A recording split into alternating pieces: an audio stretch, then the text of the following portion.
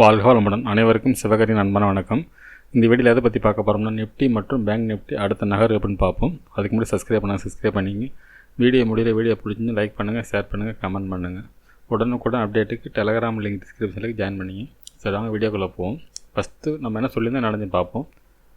Friends, Nifty chart வச்சுருக்கேன். நிஃப்டியில் என்ன சொல்லியிருந்தோம்னா, மார்க்கெட்டை பொறுத்தளவுக்கு கீழே ஒரு ஃபஸ்ட்டு சப்போர்ட் போடணும். இந்த சப்போர்ட்டை பிரேக் பண்ணால் மார்க்கெட் புல்லிஸ் போக வாய்ப்பு இருக்குன்னு சொல்லியிருந்தோம்.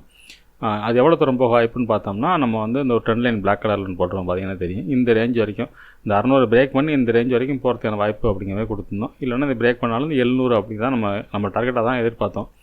அதே சமயத்தில் மார்க்கெட்டை பொறுத்தளவுக்கு ஃபஸ்ட்டு சப்போர்ட்டை பிரேக் பண்ணும் பட்சத்தில் மார்க்கெட் சைடுவேஸ் இருக்க வாய்ப்பு அப்படிங்கிறது கொடுத்துருந்தோம். பிரேக் பண்ணிட்டாங்கன்னா மார்க்கெட் வீக்கு, இந்த இடத்துல சைடுவேஸ் இருக்கும். ஆனால் இறங்கத்தின் வாய்ப்புன்னு பார்த்தீங்கன்னா இது கீழே தான், அதாவது 25,285 கீழே மட்டும்தான் இறங்கத்தின் வாய்ப்பு இருக்கும். அதுக்கடல இறங்கத்தின் வாய்ப்பு இல்லை அப்படிங்கிற மாதிரி கொடுத்துருந்தோம்.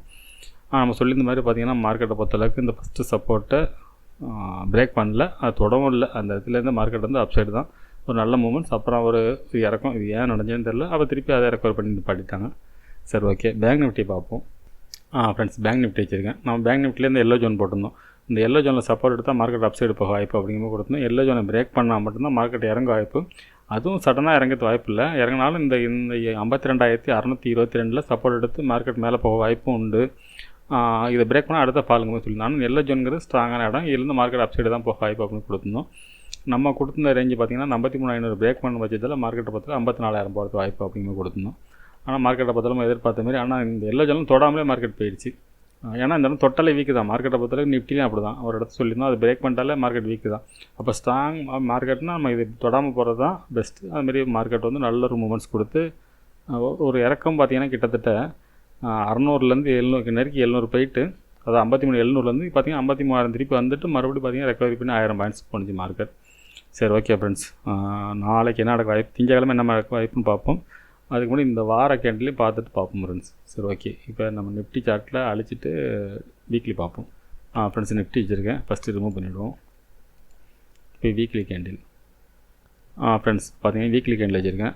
என்ன நடந்துச்சுன்னா, போன வாரம் பார்த்தீங்கன்னா ஒரு கேண்டில் போட்டாங்க, அதுக்கு மேலே அவுட் சைட் கேண்டில் போட்டாங்க. அடுத்த கேண்டில் அது அடுத்த வாரம் பார்த்திங்கன்னா அதுவும் அவுட் சைட் கேண்டில்.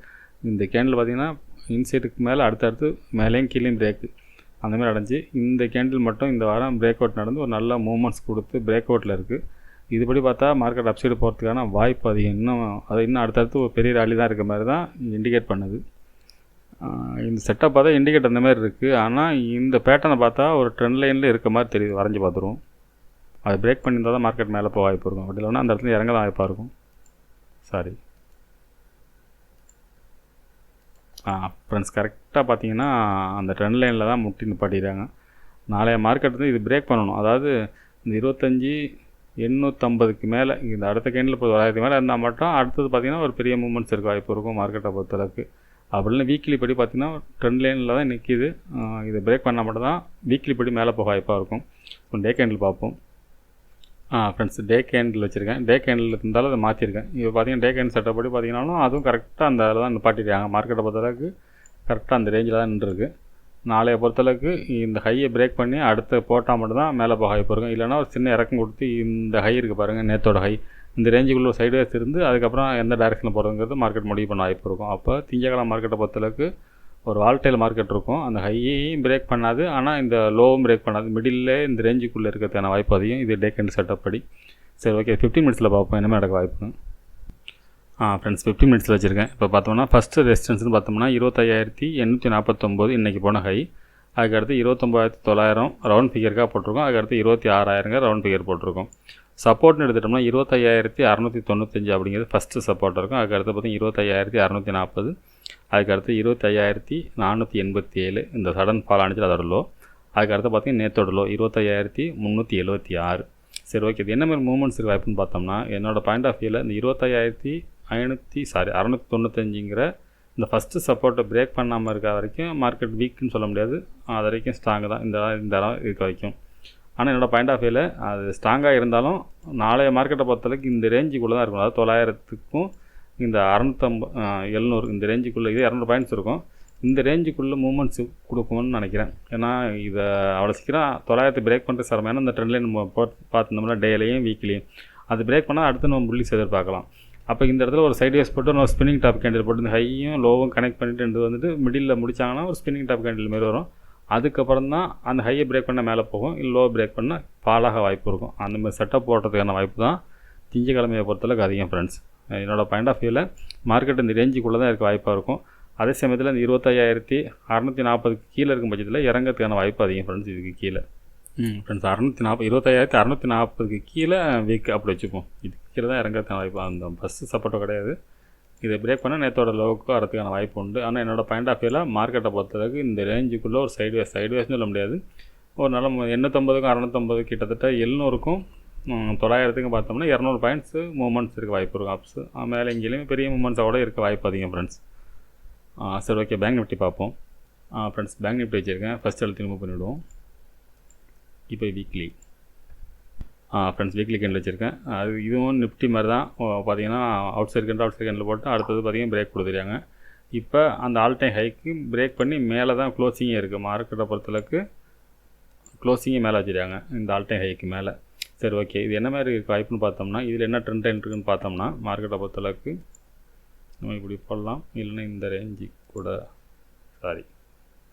இதுக்கே போடுவோம். இதுதான் கரெக்டான ரேஞ்ச். அதுபடி பார்த்தாலும் மார்க்கெட்டை பொறுத்தளவுக்கு 54,550 அந்த ரேஞ்ச் இருக்குது. 600னா கிட்ட 56,000 கூட வரத்துக்கான வாய்ப்பு அதிகம் ஃப்ரெண்ட்ஸ் இந்த இந்த வாரத்துக்குள்ளே. சரி, ஓகே, நம்ம டே கேண்டில் பார்ப்போம் ஃப்ரெண்ட்ஸ். டே கேண்டில் வச்சுருக்கேன். டே கேண்டில் படி பார்த்தோம்னா ஒரு நல்ல புல்லிஷ் மூமெண்ட்ஸ் ஆக்சுவலாக இந்த இடம் இந்த நடந்திருக்குது. இப்போலாம் இந்த மூமெண்ட் படி பார்த்தோம்னா நாளைக்கு இந்த வரைக்கும் புல்லிஷ் ஆகி இதில் நிப்பாட்டாங்கன்னு எதிர்பார்க்குறேன். என்னோடய பாயிண்ட் ஆஃப் வியூ திங்கக்கிழமை பார்த்தீங்கன்னா 56,630ங்கிற இந்த ரேஞ்ச் வரைக்கும் இந்த ட்ரெண்ட் லைன் கூட போய் நிப்பாட்டுறதுக்கான வாய்ப்பு அதிகம் ஃப்ரெண்ட்ஸ். இது நிப்பாட்டு மறு பிரேக் கொடுத்து மேலே போகிறது வாய்ப்பு இருக்கும். இது நிஃப்டிக்கும் பேங்க்குக்கும் வித்தியாசம் தான் இருக்குது. பேங்க் நிஃப்டியை பொறுத்தளவுக்கு ஒரு மூமெண்ட்ஸ் நாளைக்கு திங்கக்கிழமை பொறுத்தளவுக்கு மூமெண்ட்ஸ் வந்து பேங்க் நிஃப்டியில் தான் இருக்க மாதிரி தெரியுது. ஒரு பெரிய மூமெண்ட்ஸ் இந்த ரேஞ்ச் இருக்கும். இவங்க புல்லிஷில் நிப்பாட்டுவாங்க, அவங்க வந்து மேலே எங்கேயும் போயிட்டு சைட்வேஸில் போயிட்டு ஒரு மிடில் நிப்பாட்டுற வாய்ப்பு நிஃப்டியில் உண்டு. அப்படி தான் தெரியுது. சரி, ஓகே, 15 மினிட்ஸில் பார்ப்போம் என்ன மாதிரி எனக்கு வாய்ப்புன்ட்டு. ஃப்ரெண்ட்ஸ் 15 மினிட்ஸ் வச்சுருக்கேன். இப்போ பார்த்தோம்னா இன்றைக்கி போன ஹை பார்த்திங்கன்னா 54,066 அப்படிங்கிற இன்றைக்கி ஹை. அது ஃபஸ்ட்டு ரெசிஸ்டன்ஸாக இருக்கும். அதுக்கடுத்து பார்த்திங்கன்னா நம்ம 54,600ங்கிறது இந்த ட்ரெண்ட் லைனை பேஸ் பண்ணி இந்த நம்பர் போட்டிருக்கோம். அதுக்கடுத்து 55,000ங்கிறது ரவுண்ட் ஃபியர். ஆக்சுவலாக மார்க்கெட்டை பொறுத்தளவுக்கு இந்த 56,000 இந்த ரேஞ்ச் வரைக்கும் தான் போகிறது வாய்ப்பு. 56,670 700 வரைக்கும் போக வாய்ப்பு. அடுத்து ஃபேக் பிரேக் ஓட்ட அந்த ரவுண்ட் ஃபியரை தொடர்றதுக்கு வாய்ப்பு இருக்கும். அது நியரஸ்ட் போயிட்டு ஒரு ஃபால் இருக்க வாய்ப்பு இருக்கும். அதுக்கெல்லாம் மார்க்கெட்டில் ஃபால் இருக்க வாய்ப்பு இல்லை. அதே சமயத்தில் சப்போர்ட் இருந்ததுன்னா 53,711ங்கிறது நம்ம ஃபஸ்ட்டு சப்போர்ட்டாக போட்டிருக்கோம். இந்த இடத்துல மார்க்கெட் எடுத்ததுன்னா ஸ்ட்ராங் சப்போர்ட். இப்போ இங்கேருந்து மார்க்கெட் அப்சைட் எடுத்து முடிஞ்சால் மார்க்கெட்டில் ஒரு நல்ல மூமெண்ட்ஸ் இருக்க வாய்ப்பு இருக்கும். அடுத்த சப்போர்ட் பார்த்தீங்கன்னா 53,375ங்கிறது அதுக்கு அடுத்து ஸ்ட்ராங் சப்போர்ட்டாக இருக்கும். அப்படி ஒரு வேளை இந்த இடத்துல மார்க்கெட் கிளம்புனா இந்த நம்ம கொடுத்துருக்க அந்த ட்ரெண்ட் லைனை பிரேக் பண்ணுறதுக்கான வாய்ப்பு அதிகம். அது 53,000 ஃபஸ்ட்டு சப்போர்ட்லேருந்து போனால் அந்த செகண்ட் ரெசிஸ்டன்ஸை பிரேக் பண்ணுறது வாய்ப்பு இருக்கும். ஒரு வேளை மார்க்கெட் இறங்கி 53,375 வரைக்கும் வந்து சப்போர்ட் எடுத்துச்சுன்னா மார்க்கெட்டை பொறுத்தளவுக்கு இந்த இடத்துலையே மார்க்கெட் திரும்பறதுக்கான வாய்ப்பு அதிகம் ஃப்ரெண்ட்ஸ்.